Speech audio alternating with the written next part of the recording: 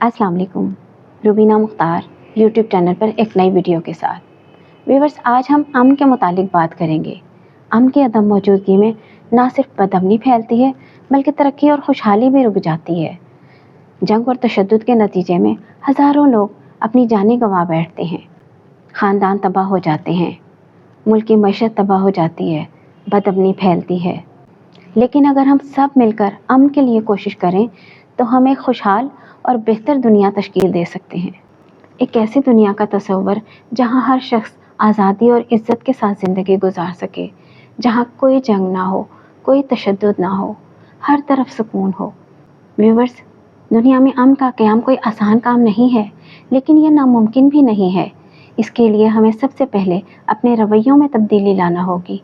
हमें दूसरों को सुनना होगा, हमें दूसरों की राय का एहतराम करना होगा और इख्तिलाफ़ात को खुश असलूबी से हल करना होगा। याद रखिए कि अमन का आगाज़ हमारे दिलों और हमारे घरों से होता है।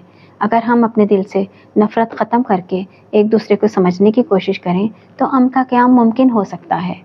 जंगें किसी मसले का हल नहीं होती, ये हमेशा तबाही, नुकसान और दुख का सबब बनती हैं। हमें बतौर इंसान मिलकर ऐसे रास्ते तलाश करने चाहिए जो हमें जंग की बजाय मोहब्बत और हम आहंगी की तरफ लेकर जाएं। अमन के क़याम के लिए हमें जद्दोजहद करना होगी, चाहे वो अपने घरों में हो, माशरे में हो या आलमी सतह पर हो। पुरअमन माशरा तश्कील देने के लिए हमें ये अहद करना होगा कि हम नफ़रत और तशद्दुद की जगह मोहब्बत और सुलह को फ़रोग़ देंगे। हमें दूसरों के हुकूक़ का एहतराम करना चाहिए और किसी भी किस्म के तासुब से बालातर होकर इंसानियत की खिदमत करनी चाहिए। अगर हम अपने दिलों में अमन पैदा करेंगे तो इसके असरात पूरी दुनिया में महसूस किए जाएंगे। अमन का पैगाम ये है कि पुरअमन मुआशरे का ख्वाब एक तस्वर ही नहीं बल्कि एक हकीकत बन सकता है। अगर हम सब मिलकर कोशिश करें तो हमें ये बात याद रखनी चाहिए कि हर शख्स का किरदार अहम है। हम सब मिलकर ही इस दुनिया में अमन कायम कर सकते हैं।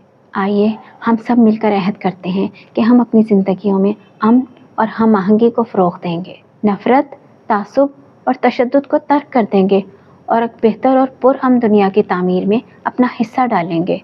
दुआ है कि अल्लाह ताला हमें इस मकसद में कामयाब करे। आमीन। Thanks for watching.